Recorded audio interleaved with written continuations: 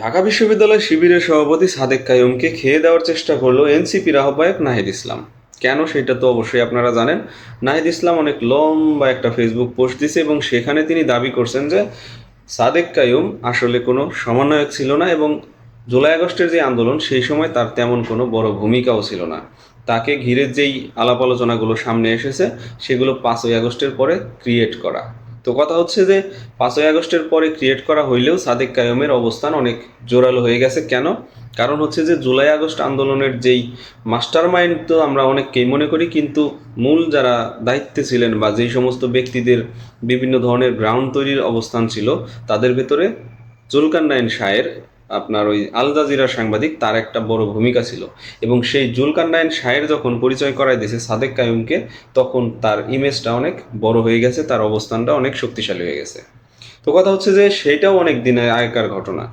তো এতদিন পরে নাহিদ ইসলাম কেন এটার প্রয়োজনীয়তা বোধ করলেন? দেখেন, রাজনীতি অনেকটা স্বার্থের দ্বন্দ্ব। এইখানে স্বার্থের বাইরে তেমন কোনো কথা হয় না। আসলে আমরা যেই চিন্তা করি যে উদার রাজনীতি, উদার গণতান্ত্রিক ব্যবস্থা, আসলে তেমন উদার গণতান্ত্রিক ব্যবস্থা রাজনৈতিক দলগুলোর ভেতরে থাকে না। বেশিরভাগ ক্ষেত্রে এখানে স্বার্থের দ্বন্দ্ব থাকে। যেই এনসিপির যেই পদযাত্রা ছিল লম্বা সময় ধরে, তারা প্রায় মাসব্যাপী একটা পদযাত্রা কর্মসূচি পালন করলো সারা দেশব্যাপী। তো এই যে কর্মসূচিগুলো ছিল, প্রথম অবস্থায় কিন্তু তাদের যেই জনসভাগুলো সেখানে তেমন একটা লোক দেখা যাচ্ছিল না, 100 200 এরকম লোকজন ছিল। তো তারপরে আস্তে আস্তে সেটা 500, 1000, 2000, 5000, 10,000 এরকমভাবে লোক বাড়তে শুরু করলো। তো কথা হচ্ছে এর পেছনে কারণ কি? কারণ হচ্ছে যে জামাতের যেই সমাবেশ ছিল সেখানে কিন্তু আমরা দেখছি এনসিপি নেতা সার্জিস আলমকে উপস্থিত থাকতে, বা বিভিন্ন সময় চরমোনায়ের সবাই তারা উপস্থিত ছিল, এইরকম সেই রকম করে তাদের ভেতরে একটা দহরম মহরম অন্তরঙ্গ কিন্তু পরিস্থিতি দেখা যাচ্ছিল।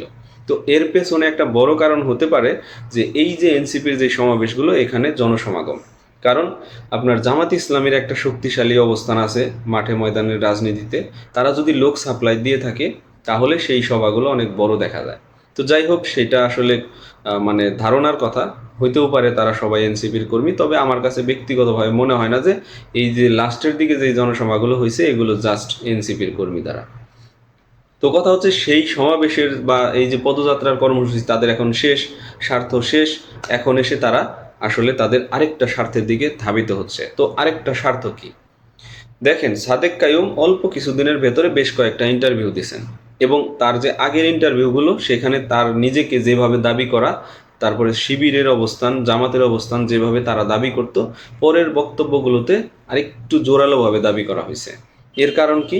এর কারণ হচ্ছে যে সামনে ডাকসুর নির্বাচন আছে এবং ডাকসুর নির্বাচনে এই সাদেক কাইয়ুম একজন ফেভারিট ক্যান্ডিডেট। তো কথা হচ্ছে যে তার যে ইমেজ সেটা তো তিনি গড়তেছেন। তো এখন এই যে আদার্স পলিটিক্যাল দলগুলো আছে, যেমন বিএনপি আছে, এনসিপি আছে, তারা কি ডাকসু ছেড়ে দেবে শিবিরের হাতে? কখনোই না। কারণ হইতেছে যে ওই যে স্বার্থের দ্বন্দ্ব। এখানে কে ভালো কে মন্দ এটা বড় কথা না, কথা হচ্ছে সে আমার দলের কিনা, আমার আশেপাশের কিনা, এটাই বড় কথা। তো এইখানে নাহিদ ইসলামরা অবশ্যই চাচ্ছে যে ডাকসুতে তাদের একজন প্রতিনিধি থাকবে এবং সেইটা বড় প্রতিনিধি, হয়তোবা সভাপতির চিন্তা ভাবনা। তো যার কারণে সাদেক কাইয়ুম যেহেতু ফেভারিট ক্যান্ডিডেট, সেহেতু সাদেক কাইয়ুমকে শোয়াই দিতে হবে, ছোট করে দিতে হবে। এবং এই উদ্দেশ্যেই নাহিদ ইসলাম এত লম্বা একটা ফেসবুক পোস্ট দিয়ে তার অতীতের কর্মকাণ্ড নিয়ে তারপরে বিভিন্ন ধরনের বিশ্লেষণ করছেন। তো এখন কথা হইতে পারে যে তাহলে আপনার জুলকারনাইন শাহেরকে কেন টাচ করা হইলো? দেখেন, 5ই আগস্টের পরে এসে বিভিন্ন জন মাস্টার মাইন্ড হিসেবে সামনে আসছে।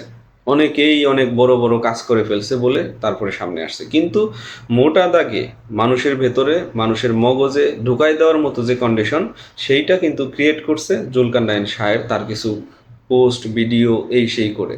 তো সেইখানে তিনি জোরালোভাবে সাদিক কায়ুমকে হাইলাইটস করছে এবং এই জুলকারনাইন শাহেরকে বলা যায় এই আপনার সাদিক কায়ুমের স্রষ্টা এক প্রকার, জুলাই আগস্টের যেই কর্মকাণ্ড সেটার স্রষ্টা। তো সেইখানে আপনার সাদেক কায়ুমকে দুর্বল করতে হইলে, তাকে খাইতে হইলে জুলকারনাইন শাহেরকে টাচ করতেই হবে। যেহেতু জুলকারনাইন শাহের অনেক দিন ধরেই এনসিপির বিভিন্ন বিতর্কিত কর্মকাণ্ড নিয়ে সোচ্চার ছিলেন এবং প্রকাশ্যে ছিলেন, অনেকেই কিন্তু এটার বিরোধিতা করতেছে এরই মাঝে। কারণ হইতেছে যে এনসিপির যেই লোকজন, যেই সমস্ত নেতাকর্মী, তাদের কিন্তু মানে ছোট বয়স হইলেও অনেক বড় বড় আকামের ভেতরে তারা জড়াই গেছে। তো এটা নিয়ে শাহেদ আলম থেকে শুরু করে আপনার সাগর ভাই থেকে শুরু করে ইলিয়াস হোসেন, পিনাকি ভট্টাচার্য, যারা যারা জুলাই আগস্টের আন্দোলনের যারা যারা মেন, আমি মনে করি এরাই মেন মাস্টার মাইন্ড। তো এই সমস্ত ব্যক্তিরা কিন্তু হতাশ এনসিপির নেতাকর্মীদের প্রতি, কিন্তু তারা মুখ ফুটে সেভাবে এখনও বলতেছে না, বারবার ওয়ার্নিং দিচ্ছে। আমি ইলিয়াস হোসেনের বিভিন্ন পোস্ট দেখছি, তিনি বলার চেষ্টা করতেছেন অনেক কিছু জানি কিন্তু বলতেছি না, আপনারা ভালো হয়ে যান। সাগর ভাই সেম অবস্থা। তারপরে আপনার ওই যে আরও যে সমস্ত আছে পিনাকি অমুক তমুক, সবাই মোটামুটি অ্যাক্টিভিস্টের ভেতরে, সাংবাদিকদের ভেতরে যারা জুলাই আগস্টের পক্ষে ছিল, তাদের সবাই কিন্তু সতর্কতায় দিয়ে যাচ্ছে। কিন্তু জুলকারনাইন সাহেব বেশ কিছুদিন ধরে প্রকাশ্যে বিভিন্ন বিষয় নিয়ে কথা বলতেছে, এই জুলাইয়ের তথাকথিত যারা সমন্বয়ক বা যোদ্ধা বা যারা ফ্রন্টলাইনার, তাদের মানে বিভিন্ন ধরনের অসঙ্গতি নিয়ে। তো যার কারণে তার প্রতি একটা আলাদা ক্ষোভ ছিল, শক্তিশালী ক্ষোভ। এবং এই ক্ষোভের সাথে এই জিনিসটা, এই পলিটিক্সটা যখন যোগসূত্র হয়ে গেছে, তখন এক ঢিলে দুই পাখি মেরে দেওয়া হয়েছে। নাহিদ ইসলাম তার লম্বা ফেসবুক পোস্টে একদিকে জুলকারনাইন সাহেরকে টাচ করছে, কারণ সে এই সাদেক কায়ুমের জুলাই আগস্ট কেন্দ্রিক যে নেতৃত্ব সেইটার স্রষ্টা।